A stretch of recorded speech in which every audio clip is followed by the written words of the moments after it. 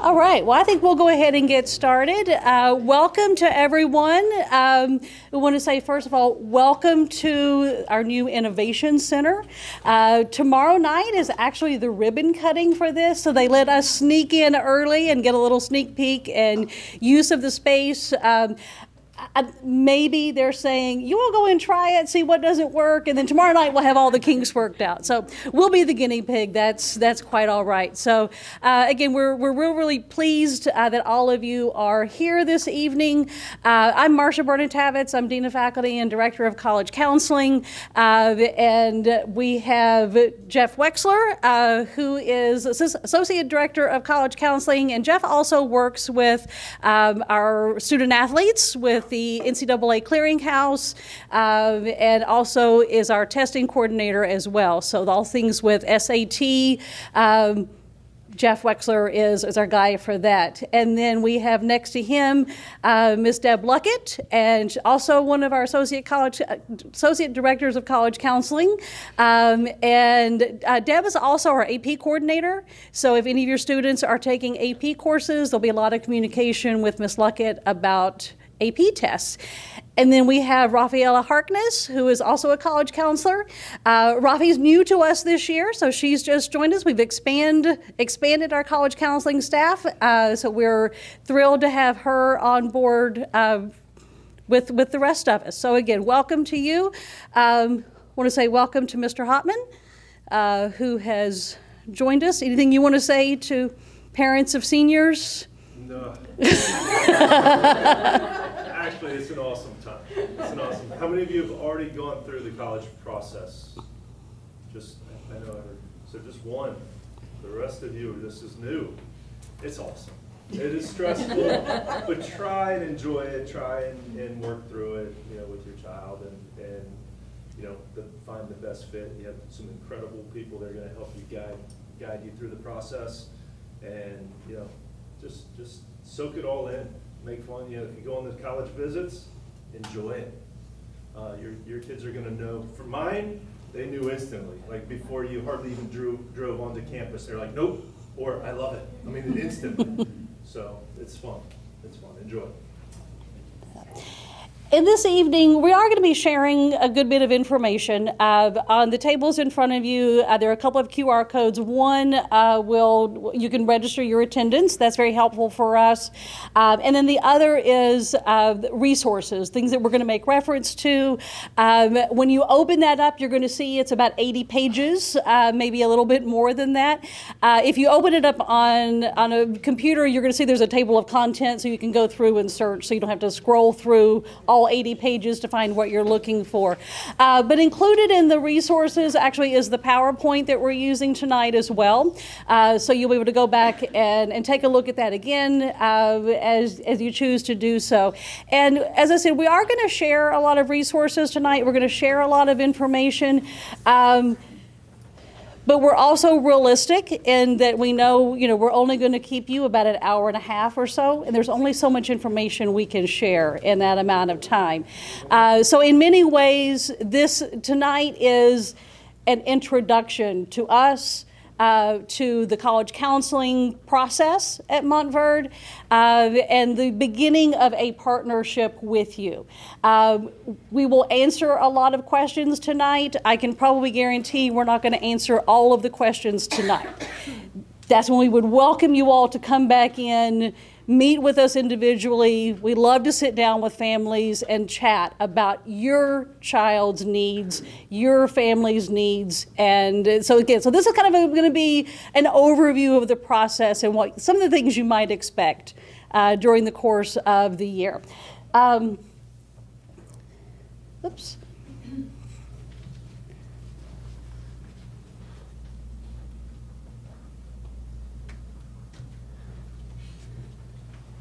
All right, so when we think about the college application season, what's happening, this is the face that some people have.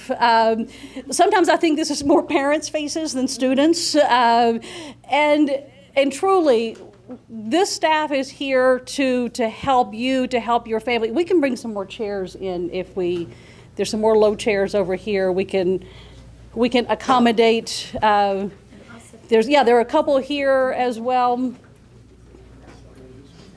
There are 2 chairs over here. Okay, I think we're okay right now. Thanks. So we want to avoid this face if at all possible. This one as well, and I tell, when I meet with seniors, I tell them, one of my goals for you this year is to enjoy your senior year. I don't want you to spend your senior year looking like this or looking like this. You want to look back on it and say, yeah, it was a good year. I always follow that with, there are going to be moments that you feel like this and this. It's just part of it. It's school. It's the way it is. Go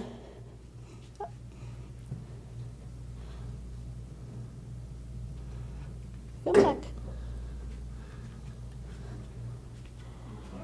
And again, this is sort of the goal. This isn't the goal for every day. If this is the goal, if this is every day, then we've got another problem that we might want to think about. But we do want students to feel somewhat relaxed, at least some of the time during the process. Some of the things that you'll hear us say repeatedly to your students: plan your work, work your plan, and trust the process. Plan your work your plan, trust the process. And that's exactly what this is. We all have the same goal, and the goal is to have your children this time next year at a college they absolutely love. That's the goal. And we will work through the process to get them there. On the school's website, there are just some resources I want to make you all aware that exist. And on the college counseling page, in a few minutes, Raphael is going to be talking about colleges visiting and having reps come visit the school. And you can take a look on the website, and it shows you all of the visits that we have, the colleges that are going to be here. Between now and the 1st of November, we've got close to 80 colleges are going to be here. So those reps that are coming in, so that's helpful to know where that information exists. Also, we have, all of the seniors have been given a copy of this, but this is kind of a monthly checklist to help keep them on track. So I just wanted to point that out, that having, that the website does have some of those resources.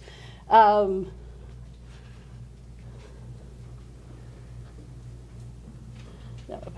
we go.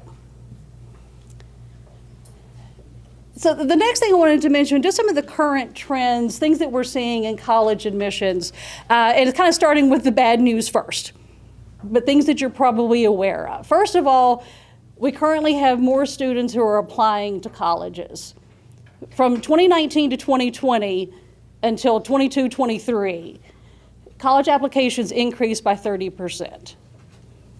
You just have that many more people who are applying to college. These are some of the reasons. Okay, you've got high school enrollment is up, graduation rates are higher, the Common Application or the Common App makes it easy to apply to lots of schools, and schools that are test optional, and Mr. Wexler is going to talk about test optional in just a little bit, but having that in place, many students are applying to schools that they might not have applied to otherwise.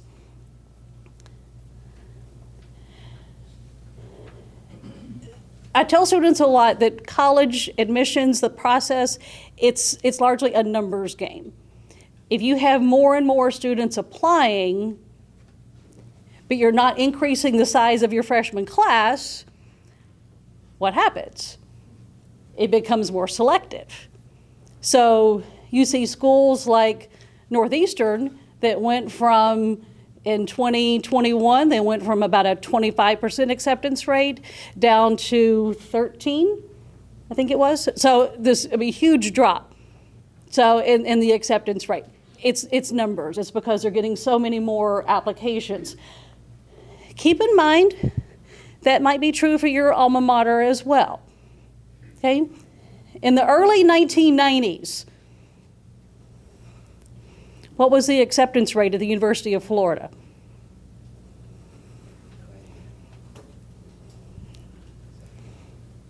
Anybody want to take a guess? 60? Yeah, 60. 75. 75%. 75% acceptance rate at the University of Florida in the early 1990s. And it didn't change much in the early 2000s. Anybody know what it is now? My friend they went and they said that it was like 7% or 17%. It had gone, it kept getting higher and higher. The number fluctuates a little bit. It's like, well, if it's this, if it's this, if it's Florida residents, if it's not, and so forth. But the number that they usually throw around is around 30%. And that may be a little on the high end. So somewhere between 23, 30% is typically what Florida will say. So that's how much it has changed. Even a school like MIT, early 90s, acceptance rate was low 30s. That was still highly competitive, obviously, but now it's 3%. Wow.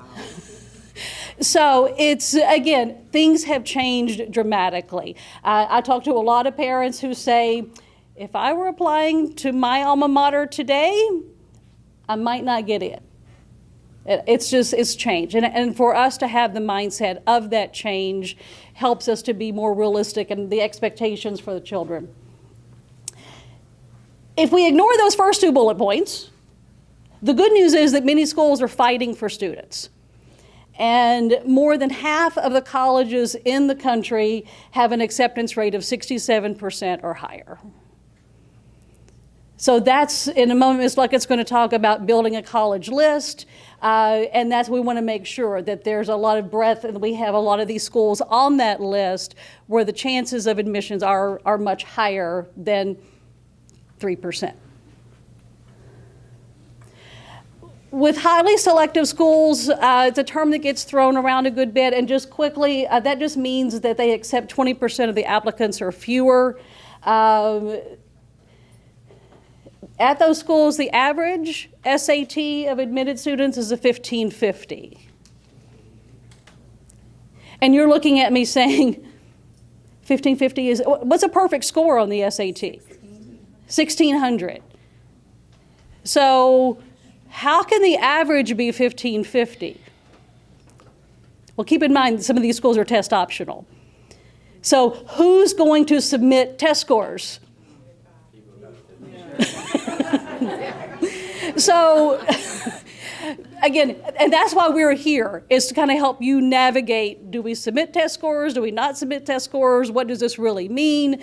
Colleges love to be able to say, yes, our average SAT score is a 1550 for those who submitted test scores. Okay, that's the fine print that follows it.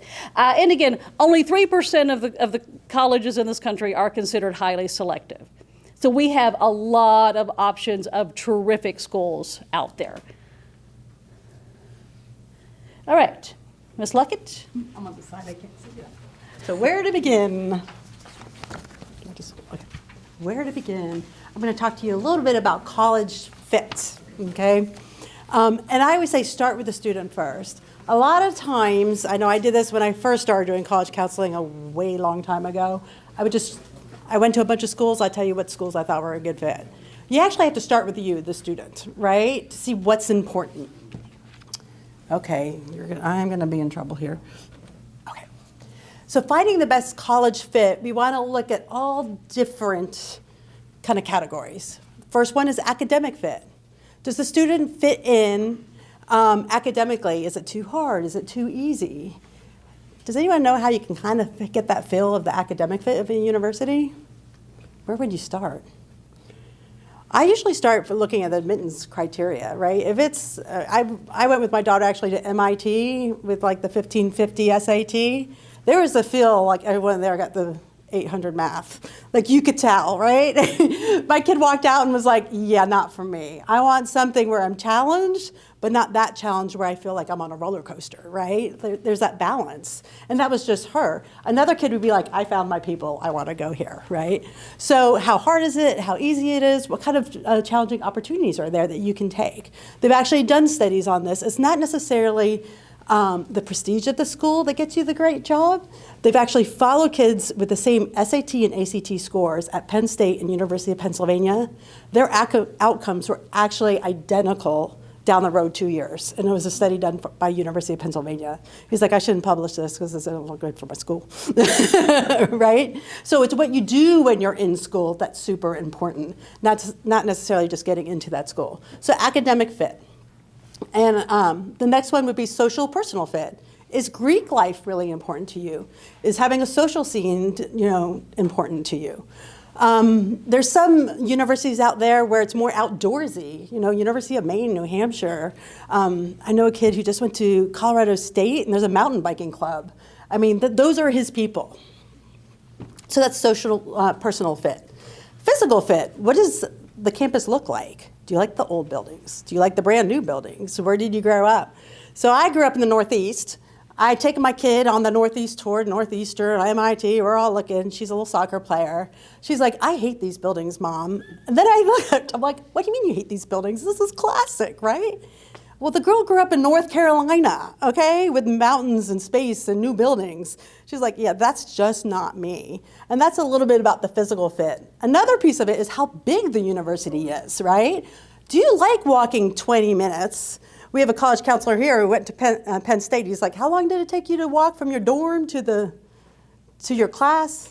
One class was 35 minutes. 35 minutes to get to class, right? My kid would be like, no, 5 minutes is tops, right? So now we're narrowing kind of a smaller school because not okay with a 35-minute walk. So in the snow, maybe, right? So what is it like in terms of the physical fit? And then finally, financial fit. And this is probably the factor that sometimes feels really uncomfortable talking to your student about, is how much do you want to spend on college? They have financial cost estimators for every one of these schools. And you put in your financial information and they can tell you about how much they think you would pay. And so that's really important information to see, okay, we're balancing the value of the school and the college education with how much we're willing to pay. That needs to be done up front. Because if you're applying to a bunch of selective schools and you know you're going to pay up to $300,000, but you don't want to spend the money to do that, we got to adjust your list, right? Because there are a lot of great universities with huge endowments that, instead of going to MIT, you can probably get a full ride to another university, and we should put some of those on your list. So that's financial fit and what makes sense to your family. Oh, here I go. Okay. I'm just going to click them all. I want my clicker. Fine this afternoon. Maybe I'm not touching it. Okay. So once you know your 4 categories of right fit, then we've got to start putting into can I get in? So we start categorizing them as likely, target, and reach schools. So a likely school is the student's GPA and test scores they don't exceed the averages of last year's. Okay, likely is you'll probably get in. Okay. I always look at that mid-range SAT, like they'll say the SAT's from 1200 to 1250. If you have like a 1300 SAT, you're likely to get in, right? If you're in that range, that's probably a target. You're right in there with everybody. And then finally, if it's a reach, like, okay, I got 1,000 SAT, well then that's probably a little bit of a reach. And Mrs. B actually mentioned that any schools less than 20%, and I've even seen 25%, admittance rates are just reach schools, period. Okay? Because it's just hard for everybody. Yeah. When we're talking about SAT and everything, different sites use different grades for schools different. So are we going to the school website to find out what those ranges are? Yeah. Or are we using NIST, or are we using... You know what the best site I found is actually you go to their common data set. Okay. Okay? So this is just a little different way to see the reach, target, and likely schools. If you go to you write common data set and the name of the school. And I'm going to click this and really hope technology is going to work here. And I'm going to give you an example of University of Georgia. Most schools produce this. Before I got to this page, it actually went to common data set and had the different years. That's awesome. This data set is actually 22, 23, the last one they published, of course, right? Tons of information. Yeah. I'm going to scroll to page, the camera. I'm going to scroll to page 3. University of Georgia. I'm going to talk about state and private schools in a minute. It tells you how many doctorates, enrollment and persistence, how many degree first year students, all this good stuff, right? How many graduate students. They publish this for all the different schools. University of Georgia is a state school, right? So property taxes from people who live in Georgia go to the state school. If you look at this number, degree seeking first time, first year, non-residents. I live in Florida. How many students are in there? Whoa, right? So degree first time, first year would be like you're applying as freshman year. I'm imagining degree seeking undergraduates overall is probably some transfer students like junior, senior year. Either numbers you use and you divide it by the total number of undergraduates, it's less than 1% of non-residents get into Georgia. You might as well apply to MIT. Your odds are, probably better at MIT. Isn't that wild? This is University of Georgia. It's a state school. Then I pulled it up. What is their admittance rate? I actually pulled it up. It was what's published on Niche and all those. Actually, SCORE is the program that we use. I looked there as well. And it was, I put it, 43% acceptance rate. But if you're a non-resident, buy some property now, get a car there. Okay. But, they have also something called the Hope Scholarship, right? That's a talent scholarship to keep their residents in state. They want to keep their talent in Georgia, and it worked. Do we do the same thing in Florida? Yeah, it's called Bright Futures. That's why it's getting so hard to get into Florida or Florida State, is because we do the exact same thing. So, this is a little bit of how it works. And this is called the Common Data Set. You can pull it, Common Data Set dash, you put in your university, and it's really fascinating. If you don't live in the States, sometimes it will have information on non-residents and international students, but tons, look at it, it's just tons of everything you can think of. I'm going to go over my time, but I love this data stuff. If you go in here too, it's like pages and pages, and it's almost all identical. It tells you what's important for this school. Okay, look at this cool thing. I'm so digressing. I do that, and I'm sorry. But, okay, what's important for this school? Rigor or secondary school record. That's called your transcript. That's the classes. What classes? Are you taking calculus this year? Do you want to stay in calculus? Another one, very important, academic GPA, super important. This is just for Georgia. Then standardized test scores is the second most important. And then they'll consider your essay and recommendations. This looks different for every school. It's kind of wild when you start digging into it. Test optional schools, it tends to look a little bit different. So, okay, I'm going to go back, and I promise I won't go off. Okay, so. Oh, I'm going to be in trouble. Down here, maybe? Okay, here? I did it. Okay, yay. Okay. Okay. So anyway, this is a different way to look at reach, target, and likely. I always say 1 to 2 schools in each category. Sometimes kids will have a little bit more in reach, but when that list is way unbalanced, like 5 or 6 in reach, I'm like, let's get some more target and likely schools in there. And there's some wonderful schools out there that would be a great fit for your kid. I mean, there are tons of them. You just have to dig a little deeper. So the next thing is types of colleges. Liberal arts colleges, universities, and also like your community. Liberal arts does not mean the school is liberal, okay? Liberal arts mean, people ask that, they're like, no. I can see why you would think so. They just take a broader approach to education. They have more in the English and social studies, give you a broad basis of the art sciences. I thought this was really interesting. I was in a class and they were saying the purpose of a liberal arts program is to educate a student to think, problem solve, communicate, right? Super important skills. The job will train you for the actual whatever you're going to do, right? So the job will train you, but you're going to have the skills to be able to do it. The universities, the whole purpose of a university is to get some engineers, teachers, nurses out there for their state. So they're training you for the job. That's why a lot of engineering, the top-rated engineering schools are state schools. It's because that's sort of the purpose of the university is we need engineers in our state. So it's a very different philosophy. The community colleges, it's a great opportunity. We have a lot of kids that go to Valencia for 2 years, get their associates, and then they move on to a 4-year program. Other kids are like doing certificate programs. I had a student doing the welding program. He's making the 6 digits, like amazing, and he's outdoors doing what he wants to do. So they have certificate or diploma programs and associate degrees. So 3 different kinds of options there. It's a little side by side about the liberal arts colleges versus states. And if you can kind of narrow down of what the student sort of likes, like when you start talking about like law and like political science, I love Model UN and stuff, to me that just speaks to kind of a liberal arts education.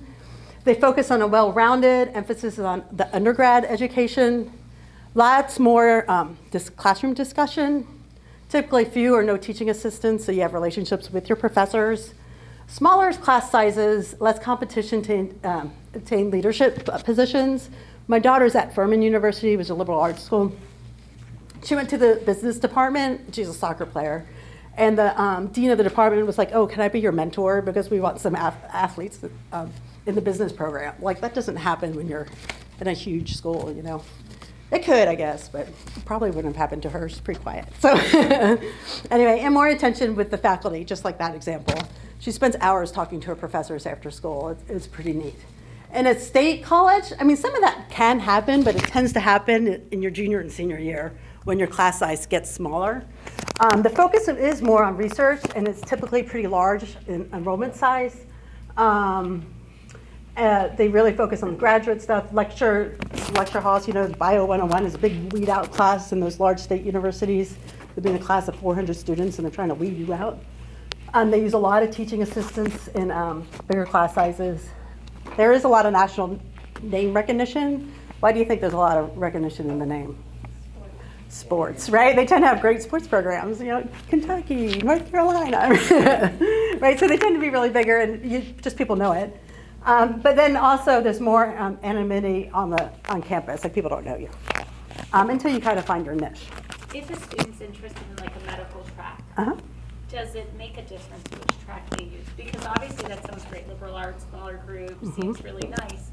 But if their end goal, right, because a lot of the students have end goals as Yep. graduate school, so then there's an acceptance level at that point. Yep. So does it matter at that level, or maybe we don't know, which one of these is going to be like, okay, between these two students, this one went to a state, this one went to liberal arts, does it make a difference? It's really interesting. A great question to ask that university, especially when the reps are here. What percentage of your kids get into medical school? And they'll tell you, or law school. That's a common question, and they'll tell you. A lot of them have feeder programs with the, like Furman has a feeder program with South Carolina.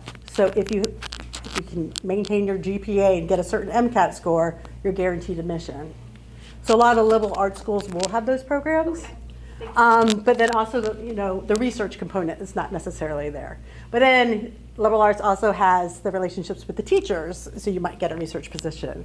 So it's about finding your fit, doing the best you can, and get the best grades that you can, and being able to make those connections. And that could be at either. I know kids who are pre-med at North Carolina. They said it was pretty difficult in the courses because it was like huge classes, but they had a ton of research opportunities. So it's all a balance in just knowing the student of what they might thrive in. But ask that question of the school. You can even email admissions or call admissions and ask them. So, and then it shows demonstrated interest, and that always helps you. Okay. I'm going backwards. Here I go. Types of applications. We actually are going into our last class on Friday, and we went to all the senior classrooms to describe the different ways you can apply in terms of the types of applications: early decision or early action, regular decision, or rolling. The main difference is early decision is if you apply early decision, you have to attend that university. That also means that you have to be willing to pay what they say you can pay, okay? So the cost, there's not much wiggle room on the cost. You have to be okay with it. And then you can only apply one school early decision, because if you get accepted, you have to go. Does it give you a little lift? Well, it shows that you're completely committed, right? If you do early decision. But you want to make sure that you really fit into that academic profile, because a lot of strong applications will be in that pool. So yes, they usually accept more early decision, but they tend to be a little bit stronger as well, because they're all ready to go. So I wrote here, it's your dream school. Like, if you know this is your dream school, go for it. Do we have any athletes in here possibly? If you commit, a lot of times they'll just say do early decision, and you'll know by December if you're admitted or not. Okay. Early action, you can apply to multiple schools early action, and that's when you apply with an earlier decision. It's like was at Florida State, it was October 15th for Florida residents. But most of them were like November. And then you'll get your decision back between December and February. So you might have it back or might not in terms of applying to additional schools. But you do get it back earlier. If you know it's a school of interest, it's a great way to kind of get an early leg on it so you know earlier. But don't rush it. Like if they actually timestamp your application so they know if it's like 11:59 on the deadline. So it's better to wait and do a better job on your application. But if they're ready to go, and a lot of our students, some of them in this room, have been working on this stuff. I'm like, do early action. You'll find out early. You don't have to decide till May. So you can get all your acceptances and tell them in May. And then a regular decision, you usually get your acceptances around April. May 1st is National Decision Day, where you actually have to make a decision of which school you want to go to. And then finally, rolling is as they come in, they make the decisions. But rolling doesn't mean wait till last minute. It means they have a certain number of spots, and when they're filled, they're filled. So we encourage them to still get it in early if that's on their list.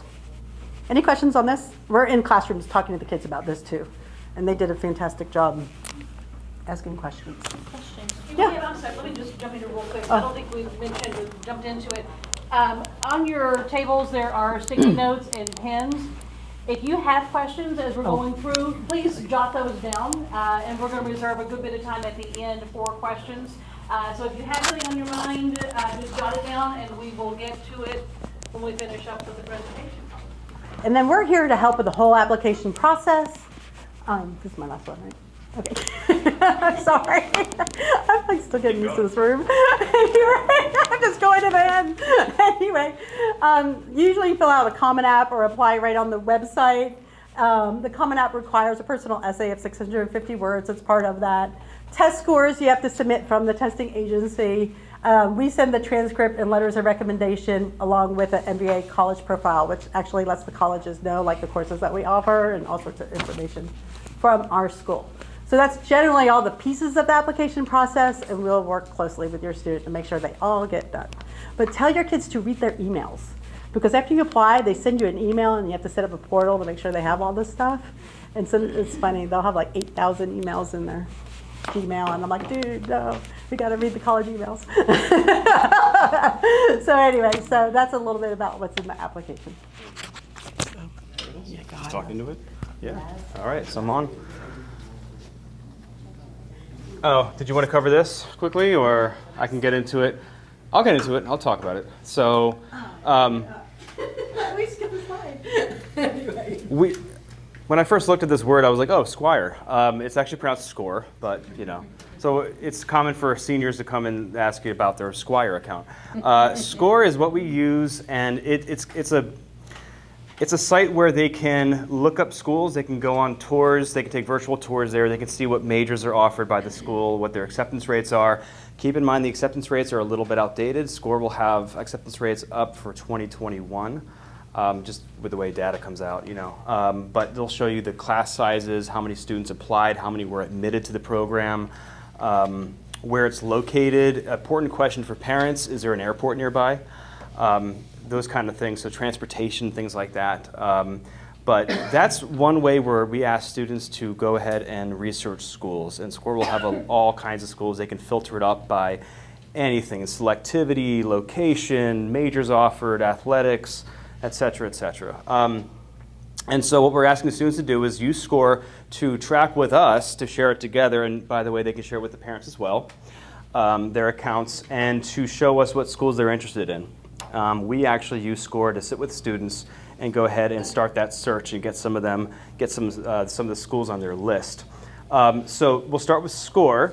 On our side, we'll use SCORE actually to send off transcripts, letters of recommendation, those other kinds of documents that the students want to have access to directly.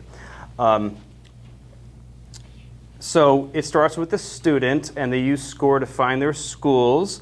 We use SCORE to send off transcripts and letters of recommendation, supporting documents. Those go to the college from SCORE. The student will apply, and they can apply either through the college website, they can apply through the Common App. That's a very common one. It's also part of the reason why you saw the number of college applications shoot up, because things like Common App allows them to apply so much more easily than when I was doing it on paper. So they would apply to the school, the application gets to the college. It all just gets to the college eventually, one way or another. One of the reasons why Debbie was mentioning the number of emails that get sent to the students is because there is a lapse between when they receive our documents, the transcripts, and when the application gets in. And in between there, they're just getting all the kinds of automated emails. So we always tell them, don't panic, it's okay, it'll get to the school on time, et cetera, et cetera. It worked with you. You have the... Gotta do this way. There we go. Okay. So, I got the swipe down now. Okay, so we already threw a whole lot of terms at you, early decision, early action, liberal arts, universities, et cetera, et cetera. We're going to give you some more terms, unfortunately. So here we go. Testing. So back when I was applying to college, the SAT or the ACT was one of the main components that would go in with an application. You had to match what the school was asking for an SAT score.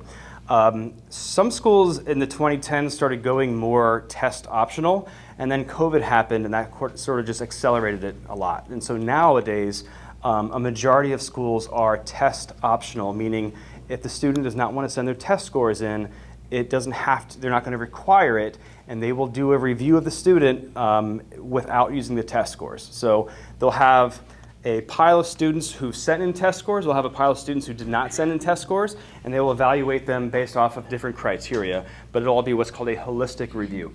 So that's test optional.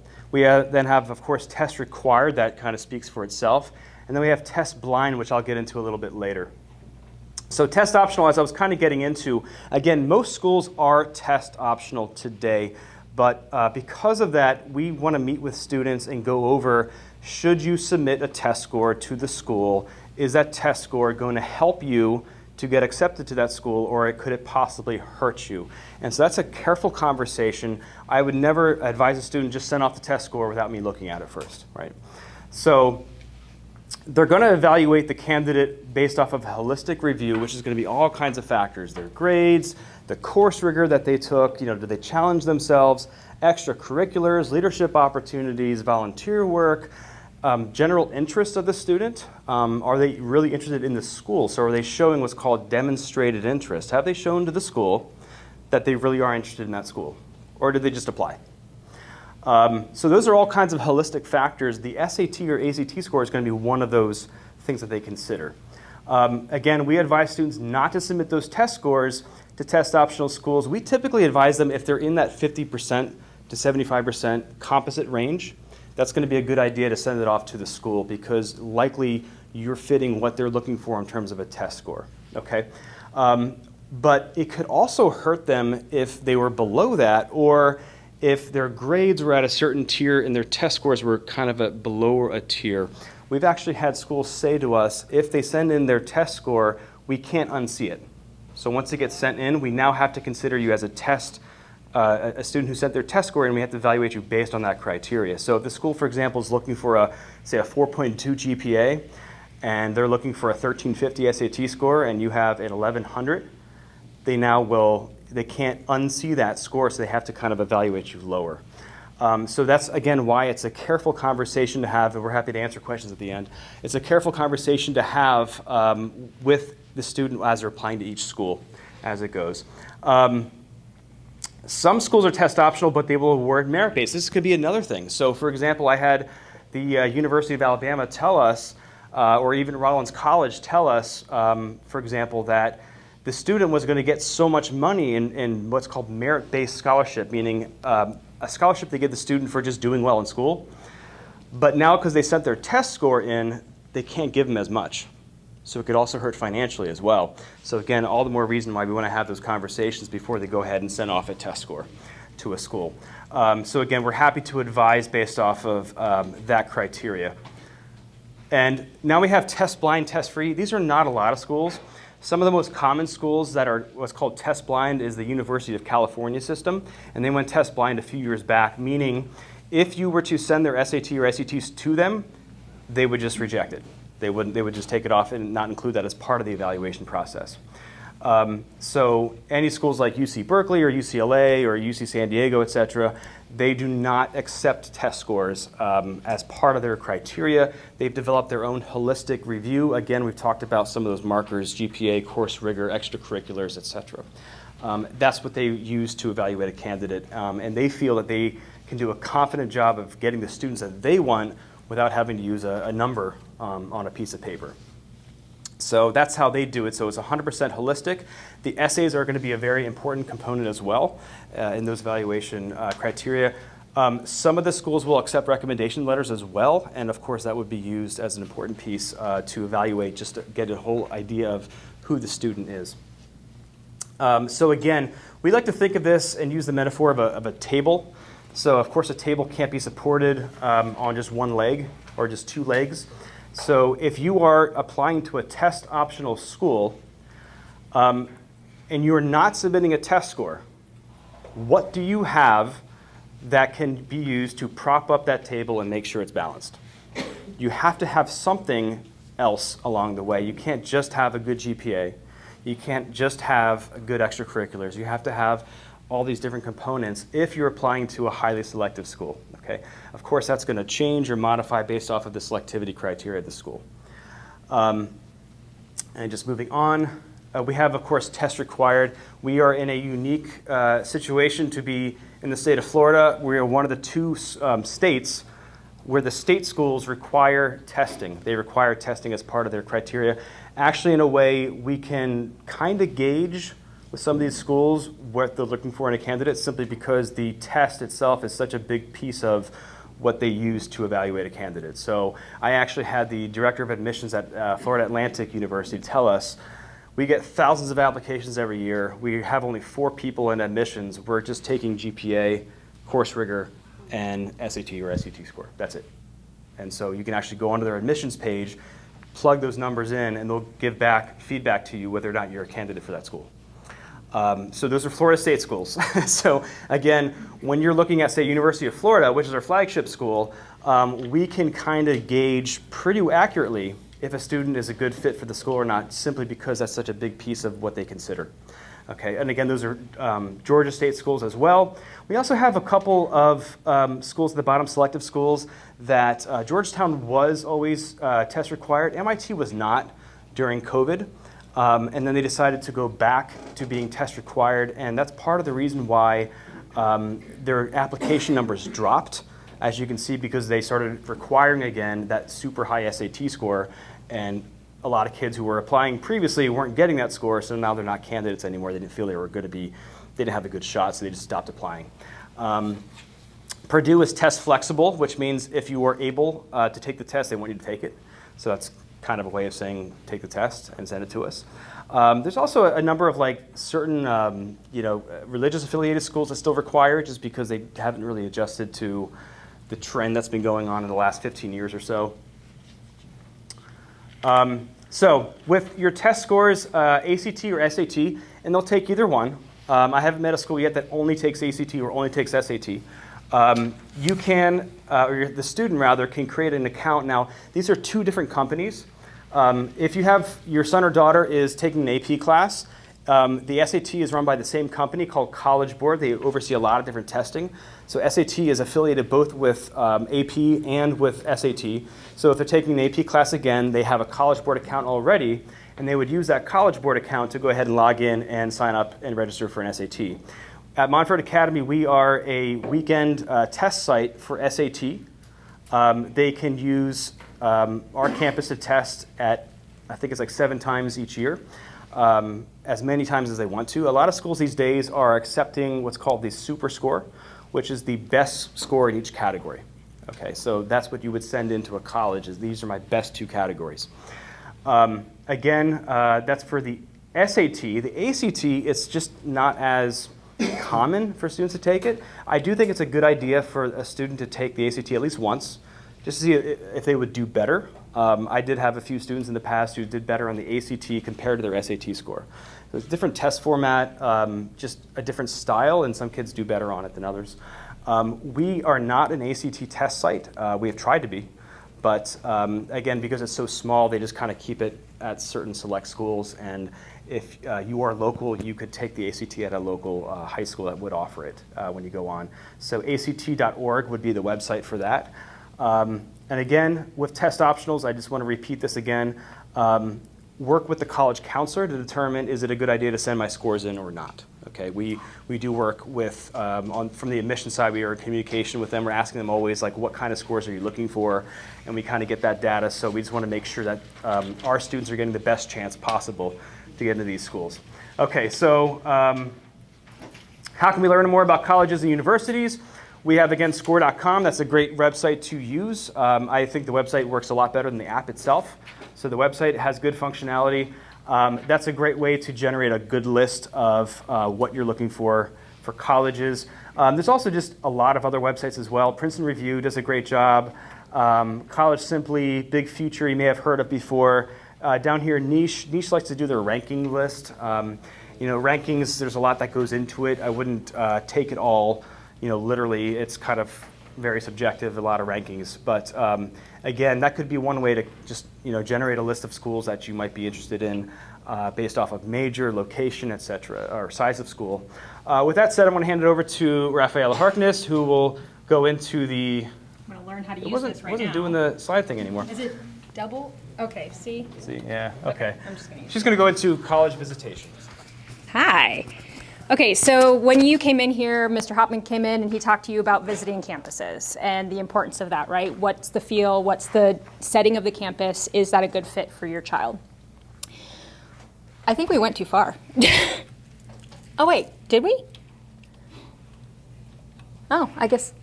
Okay, I'm not used to the slide order. My bad. When you go to a campus to visit, have those conversations with students, because they're going to be the ones who are going to tell you the truth, right? So if you go up to a student, you have those conversations, have your child have those conversations with students. Take notes, okay? If you visit during the week, I'll go into when you should and how to ask for a leave request, for students to ask for a leave request. If you visit during the week, it gives you an opportunity to visit a class, and if they have that option, perhaps sit in a class and kind of experience that college atmosphere. And then, of course, compare schools. I was used to this slide first, so. So we have several representatives who come on our campus. This is a really, really awesome opportunity for students to meet the college reps as they come, and it almost gives them some insider knowledge, if that makes sense.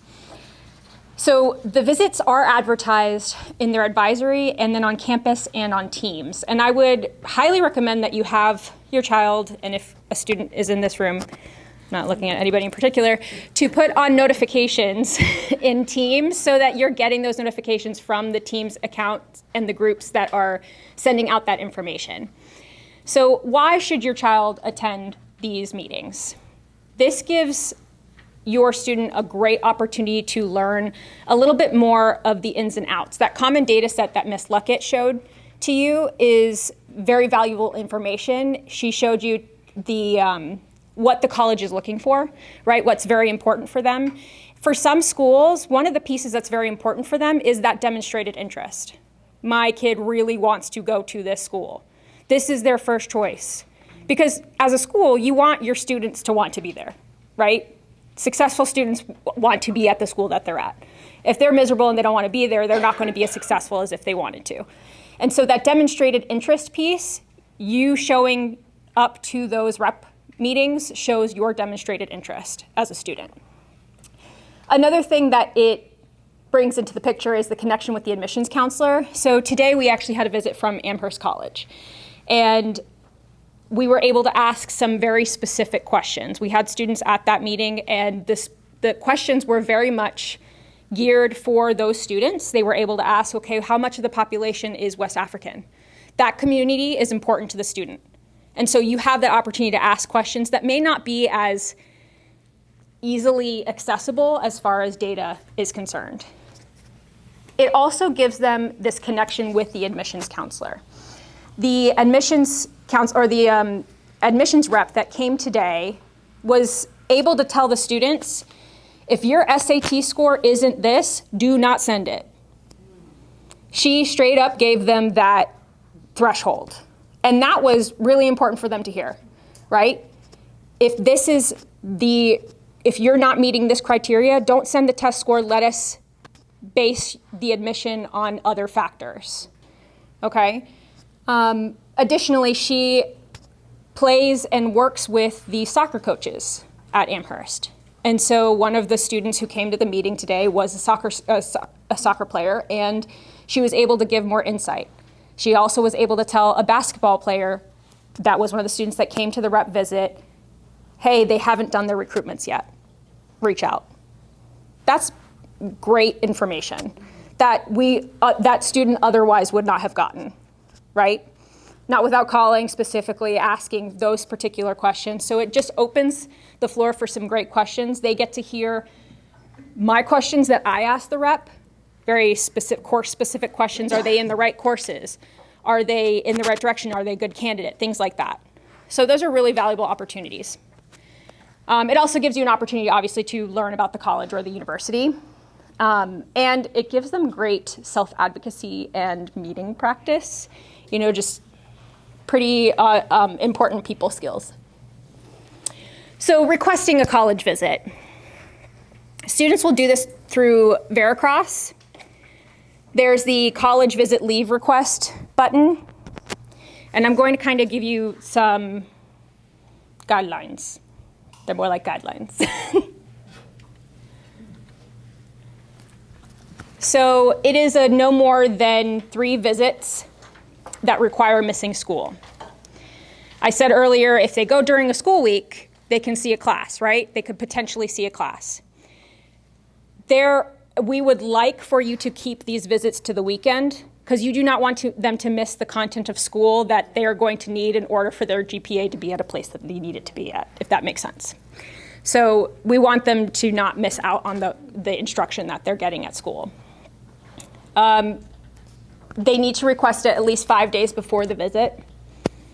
Well, and something that they can learn through those college rep visits as well, but also something that you can inquire about is a lot of these colleges have like college for a weekend where the students can come and experience the college life for a weekend. Several of these schools have reimbursement for travel programs where they will pay you back if you are admitted and go to the school, and some of them have those contingencies, some of them don't, but it's one of those questions that you can ask. We ask that you try to schedule it on a Friday to a Monday, or a Friday or a Monday, so that they're not missing a lot of school. And then there we go. I feel like my slides were flipped. The day students are going to request it through Veracross, the parent portal, and our boarding students would submit the leave request through Aura. I think that's my last one, maybe. Yep, that's my last one. And one thing that I'll mention to get into some advice very quickly, and then we're going to get to your questions. With the college visits, as Ms. Harkness said, we typically try to keep it to 3 during the year. So if it's 3 in the junior year, 3 in the senior year, but by all means, have conversations with us. If there needs to be additional visits, just talk to us. Just reach out. Let us know what's going on. We have some students who will do a lot of visits before they even apply to schools. And then we have some families that do all the applications, see where they get in, and then do the visits in the spring. So there are lots of ways to do it. And again, so the main thing is just to have conversations with us. Again, as Ms. Harkness said, we want to keep students in classes. We don't want them missing their coursework, but we also know the importance of doing college visits as well. So by all means, have those conversations. So a little bit of advice for you. Don't do for your children what they can do for themselves. Okay? So if you want to reach out to a university and ask them, what's the test score? What's the cutoff? Should we submit the score or should we not? Is that okay? The student can do it themselves. There you go. That was kind of a trick question. Yeah. No, you don't make that phone call. The student makes the phone call. The student sends the email. They can handle it. It shows them that you know they can handle it. So if they can do it for themselves, let them do it. A question that a year from now you're going to have to get used to asking of your child is, and what are you going to do about that? Because we as parents, what do we like to do? Mama's here. We're going to take care of this. So they can do it. They can do it, and we can start asking that question now. Again, let the process work. Use your resources. That includes all of us. Recognize the pressure. There's pressure for you. There's pressure for the child. There's a lot going on this year. And recognizing it, having conversations can be very helpful. Understand and honor circles of control. You can do everything. Your child can do everything. The application file looks perfect, and they get a letter from the college that begins with, "We regret to inform you." It's out of your control. It's out of your control. And I always tell the kids, your application was denied. You were not denied. And there's a difference there that I think it's important to think about. And enjoy the journey. It's like Mr. Hopman said. It is. It's a fun year. There's a lot that goes into it. Enjoy it. I kind of like this slide because it doesn't say, are you a helicopter parent? It's like, just own it. We're all some kind of helicopter parent. Mine are 21 and 25, and I still fall into one of these categories. Multiple ones, depending on the day. In the packet of resources, there's a little self-quiz that you could take. If you would like to know what kind of helicopter parent you are, we won't do that now. You can share the results later. Also something to think about, what is the student doing? What can you be doing at the same time? A lot of times, it's kind of interesting. I have a lot of parents who reach out who say, he won't let me see the application. He won't let me read his essay. I don't know what's going on. Well, how often are you checking his homework? How often are you reading his essays for class? If you've moved away from that, we shouldn't be too surprised that what they've done, they've taken ownership of the process, which is great.